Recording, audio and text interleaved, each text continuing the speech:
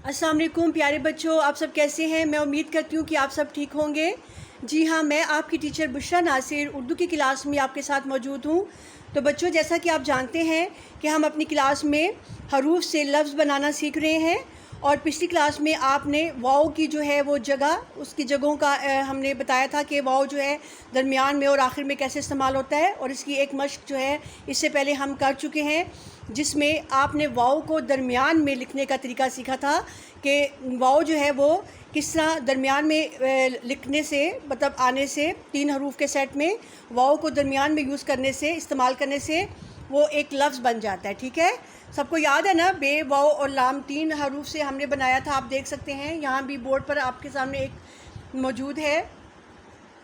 जी हाँ, ये आपके सामने मौजूद है, बे, वाव, लाम। ठीक है, जैसे हमारे पास 3 का सेट था, बे वाव को हमने इकट्ठा करके लिखा था और आगे लाम साकिन था, इसको यहाँ पे हमने लाम लिखा था, तो वो क्या बन गया था, बोल। बे वाव बोल और लाम साकिन बोल। ठीक है, लेकिन आज जो है वो मैं आपको ये बताने जा रही हूँ कि वाव की जो है वो 2 जगह पे इस्तेमाल होता है, जो कि दरमियान में और आखिर में भी इस्तेमाल होता है। ठीक है, मैंने आपको बताया था पिछले लेसन्स में कि वाव जो है वो दरमियान में और आखिर में कैसे इस्तेमाल होता है।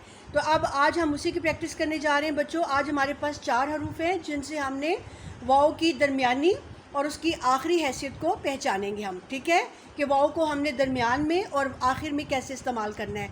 तो सब बच्चों को मेरी बात समझ आ गई है? जी हाँ, चले ठीक है। अब हम देखते हैं, मिसाल को आपके सामने मैं पेश कर रही हूँ, आप देखें सब बच्चे गौर से बोर्ड पर। हमारे पास 4 हरूफ हैं, बे, वाव, लाम, वाव। ठीक है, अब हमने क्या करना है, बे और वाव को जोड़ के लिखना है यहाँ पर। जी हाँ, ये आप देख सकते हैं, बे की आधी शक्ल के साथ वाव के साथ जोड़ा तो ये बो बन गया। ठीक है, बे, वाव, बो। और आगे हमारे पास 2 और हरूफ हैं, लाम और वाव। अब हमने यहाँ पे लाम और वाव को जोड़ के लिखना है, तो हमने लाम को आधी शक्ल के साथ वाव के साथ जोड़ के लिखना है। ठीक है, तो ये क्या बन जाएगा, लो। बे वाव बो, लाम वाव लो, बोलो। ठीक है, बोलो। तो इसी तरह ये बोलो का आप समझ गए हैं कि बोलो किसको कहते हैं, यानी कि बोलने को कहते हैं। जब हम कहते हैं कि बोलो, मुझे बताओ, तो ये वो लफ्ज़ है। ठीक है, बोलो इसका मतलब है कि बात करो। ठीक है, चलें जी। अब मैं उम्मीद करती हूँ कि आपको इस मिसाल से काफ़ी हद तक समझ आ गई होगी, लेकिन अब हम प्रैक्टिस करेंगे तो आप इसको अच्छी तरह से और भी समझ पाएंगे। ठीक है, तो चलिए शुरू करते हैं लिखना। अब हमारे पास अगला कौन से हरूफ है देखते हैं। जी हाँ, हमारे पास है ते, वाव, रे, वाव। ठीक है, अब हमने क्या करना है, जैसे अब ऊपर हमने बे को जोड़ा था वाव के साथ, इसी तरह अब हम ते को वाव के साथ जोड़ेंगे। ठीक है, ते वाव यहाँ लिखेंगे और ते की आधी शक्ल इस्तेमाल करेंगे, ते वाव तो। ठीक है, ते और वाव को हम लिखेंगे इकट्ठा,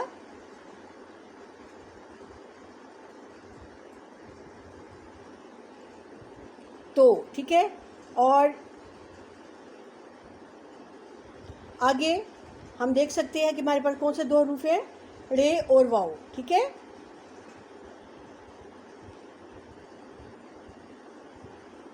चलिए फिर से लिखते हैं। ते को वाव के साथ जोड़ेंगे हम,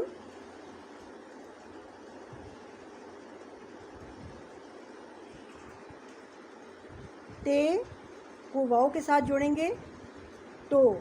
ठीक है, ते वाव तो। अब आगे कौन से हमारे पास 2 हरूफ हैं, रे और वाव। ठीक है, आपको पता है कि रे जो है ये अपनी पूरी शक्ल में लिखा जाएगा। ठीक है, इसकी अपनी पूरी शक्ल होती है, ये आधी शक्ल में नहीं लिखा जाता। ठीक है, तो हम यहाँ पे इसको रे को यहाँ लिखेंगे, रे, और उसको वाव के साथ लिखेंगे,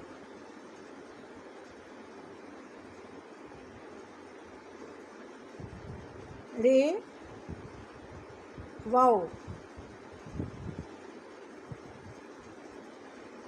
तो कौन सा लफ्ज़ बन गया हमारे पास, जैसे ऊपर था बे वाव बो, लाम वाव लो, बोलो। तो अब क्या हम लिखेंगे यहाँ पर, ते वाव तो,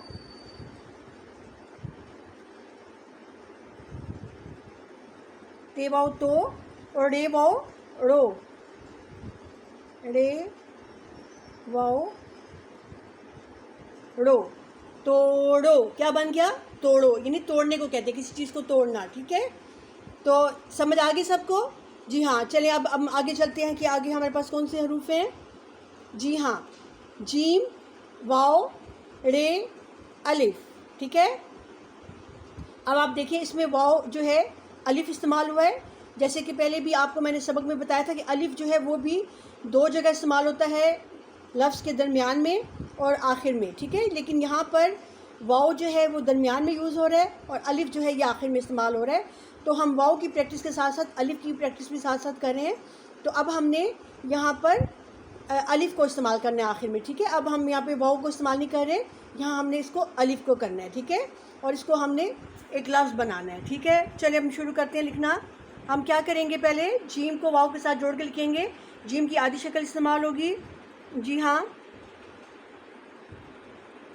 जीम, वाव, जो। आगे अगला कौन सा सेट है जी, रे और अलिफ, ठीक है। रे और अलिफ को हम यहाँ लिखेंगे, रे और अलिफ, ठीक है।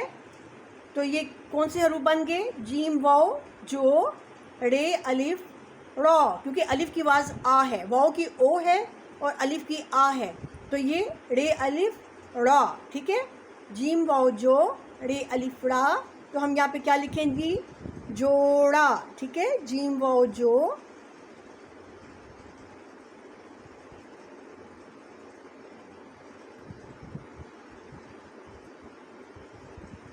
रे, अलिफ, रा, जोड़ा, ठीक है। चलें जी, अब हम आगे चलते हैं। दाल के साथ अलिफ, ठीक है। अब अलिफ जो है इसके साथ साथ वाव के साथ साथ हम अब अलिफ की भी प्रैक्टिस कर रहे हैं, ठीक है। अब यहाँ पे जो अलिफ है दरमियान में कहाँ आ रहा है, दाल से पहले आ रहा है, ठीक है, दाल के बाद आ रहा है। अब हम दाल के साथ, क्योंकि दाल को हमने पूरी शक्ल में लिखना है, तो यहाँ पे हम दाल और अलिफ को लिखेंगे कटा जोड़ के। दाल, अलिफ, क्या बन गया, दाल की क्या साउंड है, आवाज़ है ड।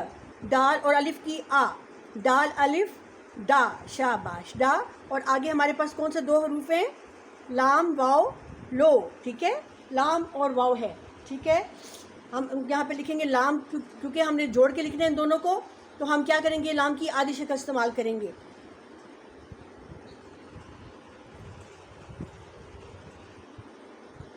लाम, वाव, लो, ठीक है।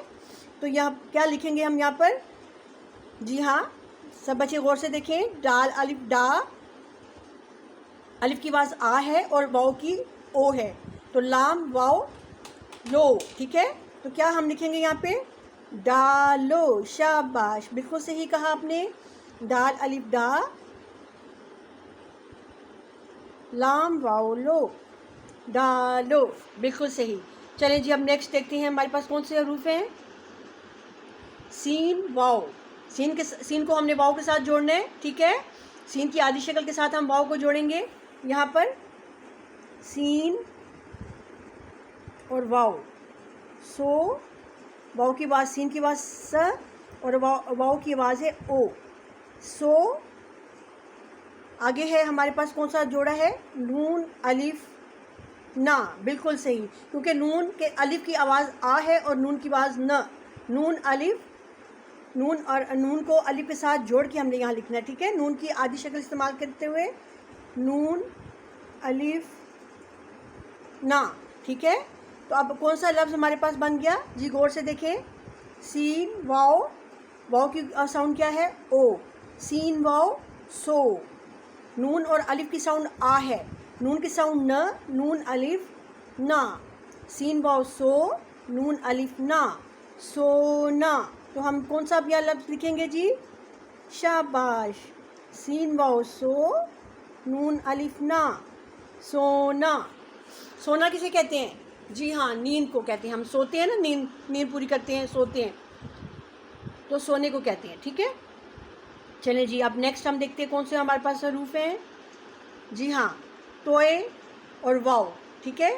तोए, वाव, तोए और अलिफ, ठीक है। अब यहाँ पर क्या करना है हमने, पहले तोए को वाव के साथ जोड़ के लिखना है, फिर तोए को अलिफ के साथ जोड़ के लिखेंगे, ठीक है।